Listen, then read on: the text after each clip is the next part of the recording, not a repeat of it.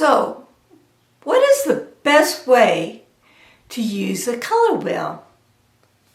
Hi, my name is Gail and welcome to Tuesday Art Talk. I like to talk about how to use a color wheel. The first thing I want to point out is that the color wheel is a tool that helps artists. It's a tool.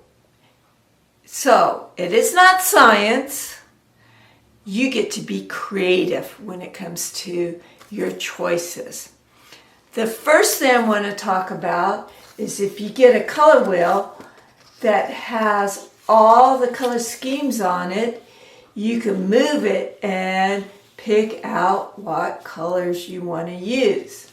So let's look at complementary colors. Those are across each other on a color wheel.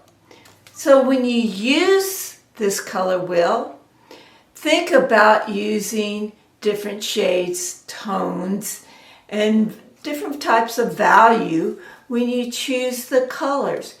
You get to be creative. Remember, it is not a science, it's an art. So enjoy it. It's just a tool.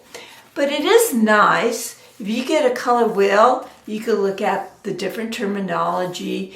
You could look at the cool colors on this side, the warm colors on this side.